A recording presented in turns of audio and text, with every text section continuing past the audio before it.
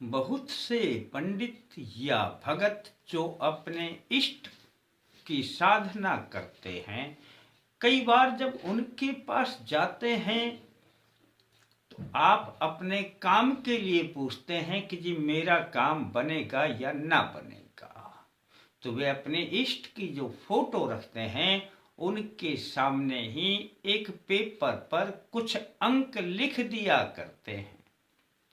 अंक पहले से ही लिखे रहते हैं।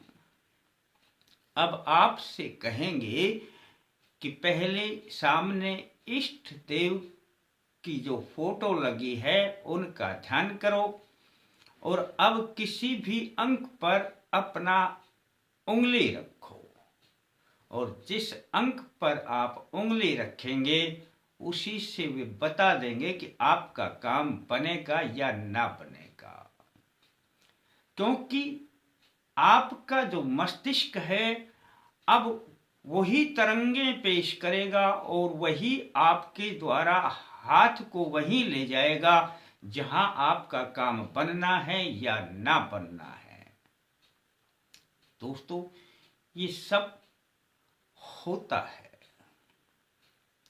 कई बार सुबह सुबह जब उठते हैं और उठने के बाद घंटे 2 घंटे में कोई ऐसी दुखद घटना सुनाई दे जाए या अपने कहीं किसी शरीर पर कोई लग जाए या कोई नुकसान हो जाए तो समझ लेना पूरा दिन खराब निकलता है।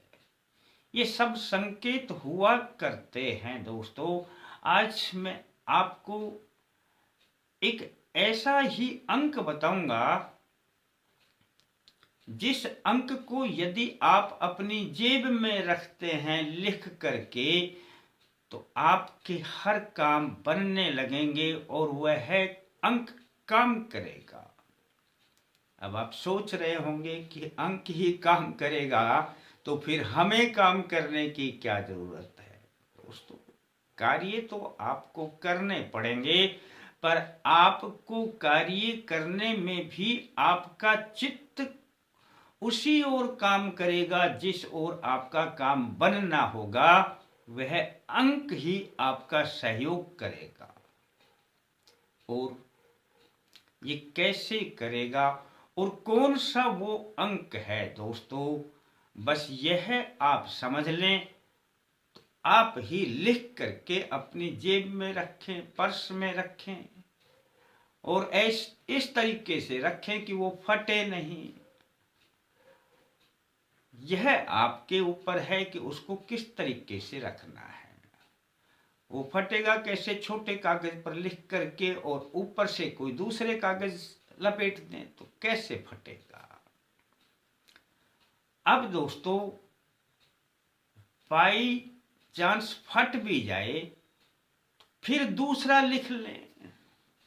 अंक वही लिखें जो आपने लिखा है। अब वो जो अंक है कौन सा, बस दोस्तों इस बात को जान लेंगे तो काम कभी नहीं रुकेंगे।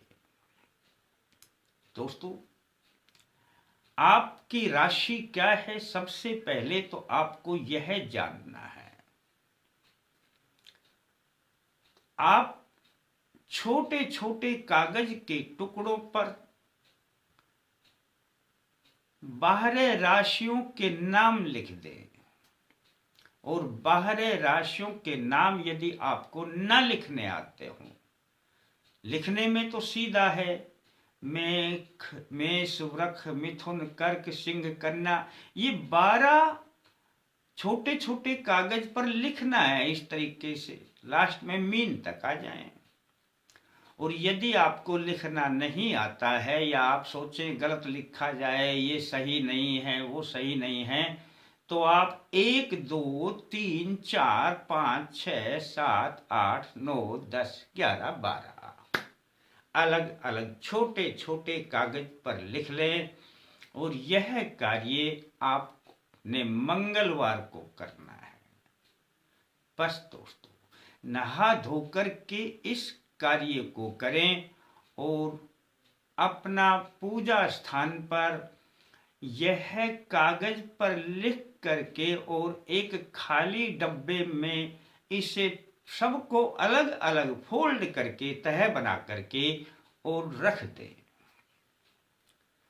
अब दोस्तों मंगलवार को नहा धो करके जब आपने ऐसा कर दिया, यानी 1 से 12 तक लिख दिया या अलग अलग राशियां लिख दी, तो आपके पास 12 छोटे छोटे कागज फोल्ड करके अलग अलग हो जाएंगे, जो आपने एक खाली पात्र में, खाली डब्बे में या खाली कटोरी में, उसके खाली कटोरी है तो उस पर पात्र रख दें, प्लेट रख दें, बस पूजा स्थान पर रख देना दोस्तों। अब यह कितना आसान है यह आप समझ चुके हैं। बस दोस्तों अब आपने एक चौपाई पढ़नी है, अपने पूजा स्थान के सामने ही बैठकर या खड़े होकर। सब सुख लहै तुम्हारी सरना, तुम रक्षक काहू को डरना। दोस्तों यह चौपाई पढ़ने के बाद आपने जो ये पर्ची रखी है 12, इनमें से एक पर्ची निकालनी है बंद डब्बे में से ही, या बंद जो प्लेट रखी है ऊपर कटोरी में से आपने एक पर्ची निकालनी है। चौपाई को सिर्फ एक ही बार पढ़ना है आपने, एक ही बार पढ़ करके और आप उसमें से एक पर्ची निकालें। अब देखें कि इस पर्ची पर कौन सा अंक है या कौन सी राशि लिखी हुई है। यदि वह आपकी राशि है तो समझ लेना कि आपको यहीं तक काम करना है, आपका अंक मिल गया है। और यदि आपकी राशि नहीं निकलती है तो उसे दोबारा से उसी पात्र में डाल देना। आपकी राशि का अर्थ है जहां 1 2 3 4 लिखे हैं तो एक समझ जाएंगे कौन सी राशि है, दूसरी राशि वृक है, एक मेष राशि है, तीसरी मिथुन है, चौथी कर्क है। इस प्रकार से आप नंबर लिखे हैं तो उससे देख लेना, और आपने राशियों के नाम लिखे हैं तो नाम से देख लेना कि यह मेरी राशि मेरे हाथ में आई या ना आई। बस दोस्तों आपकी राशि जिस दिन आपके हाथ में आए, अब एक दिन मंगलवार को किया और मंगलवार को आपके हाथ में आपकी राशि नहीं आई तो उस पर्ची को फिर से उसमें डाल देना। अगले दिन फिर आपने नहा धो करके ऐसा ही करना है, यही बोलना है, सब सुख लहै तुम्हारी सरना, तुम रक्षक काहू को डरना। और फिर एक पर्ची निकालना है, और उस दिन भी नहीं आई तो फिर उस पर्ची को डाल देना। अगले दिन फिर बृहस्पतिवार को इस प्रयोग को ऐसे ही करना। दोस्तों जिस दिन भी आपकी राशि आपके हाथ में आ जाए तो समझ लेना कि आपका अंक भी मिल गया है। अब जिस दिन वह हाथ में आएगी उस दिन को देखना कि उस दिन कौन सा वार है। अब 7 ही तो वार होते हैं। जिस दिन भी आपके हाथ में आए उस दिन देखना कौन सा वार है। रविवार है तो 1 नंबर, सोमवार है तो 2 नंबर, मंगलवार है तो 3 का अंक, बुधवार है तो 4, बृहस्पतिवार है तो 5, शुक्रवार है तो 6, शनिवार है तो 7। अब यह जो अंक जिस दिन भी आपका आया यह देख लेना, जो भी वार हो उसका अंक लिख देना जो अंक मैंने बताया है। उस अंक में उस दिन की तिथि जोड़ देना। अब दोस्तों आप इसमें थोड़ा कंफ्यूज हो जाएंगे कि तिथि कैसे जोड़ें। 1 से 15 तक तिथि चलती हैं, फिर दूसरा पक्ष लग जाता है, फिर 1 से 15 तक तिथि चलती हैं। तो यह तिथि उस दिन किसी से भी पूछ लेना पंडित जी से, या आपके कैलेंडर पे भी कई बार हुआ करती है, तिथि अलग से दिखाते हैं। तिथि बोलते हैं हिंदी की तारीख को। प्रतिपदा, द्वितीया, तृतीया, चतुर्थी, पंचमी, षष्ठी, ये तिथि आप उस दिन की जोड़ देना उस अंक में जिस दिन आपका यह वार का अंक जो निकला है। मान लिया जाए कि बुधवार को आपने निकाला, तो बुधवार का अंक हो गया रविवार, इतवार, सोमवार, रविवार, सोमवार, मंगलवार, बुधवार, 4। बुधवार का अंक हो गया 4, और उस दिन की तिथि है मान लिया जाए नवमी, तो 9 में 4 जोड़ दें, 13 का जो अंक आ गया दोस्तों, ये अंक आपके लिए सदा काम करेगा। अब ये 13 का अंक आपने किसी भी पेपर पर, सफेद पेपर पर लाल स्याही से अच्छे अच्छे सुंदर अक्षरों में लिख देना है। ये 13 का अंक आप अपनी जेब में रखें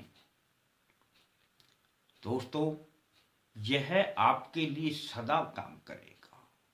आप जहां जाएंगे आपका काम बनेगा। दोस्तों, यह जो आपका चित्त है ना, जब आप ये चौपाई पढ़ेंगे तो आपका चित्त उसी दिन उस राशि को, आपकी राशि को निकालेगा जो अंक आपका होगा। कोई बात समझ में ना आए तो कमेंट्स में पूछ लेना। अब एक छोटी सी बात हो, आप पूछेंगे कि हम जन्म कुंडली के आधार पे राशि देखें या अपने नाम के आधार पे राशि देखें। कई बार नाम अलग अलग हुआ करता है। जिसको अपनी जन्म कुंडली की राशि का पता है वह तो अपनी राशि जन्म कुंडली के आधार पर देखें, और जिनको अपनी जन्म कुंडली का नहीं पता, जन्म तिथि का सही नहीं पता, वे अपने नाम के आधार पर अपनी राशि देखें। दोस्तों, बड़ा आसान प्रयोग है। यदि आप इस प्रयोग को करते हैं तो समझ लेना ये जो अंक निकल करके आया है यह आपका सदा साथ देगा, आपका कार्य करने में साथ देगा और आपके काम को बनवाएगा भी। करके देख लेना दोस्तों, बड़ा आसान प्रयोग है। अच्छा लगे तो किसी को बता देना। कमेंट्स में एक जय माता दी लिखने में अब आपका जाता क्या है। और किसी ने सब्सक्राइब ना किया हो तो सब्सक्राइब करने में क्या जाता है। दोस्तों, अच्छा लगे तो लाइक जरूर कर देना। फिर मिलते हैं दोस्तों नए अंक के साथ। तब तक के लिए जय माता दी।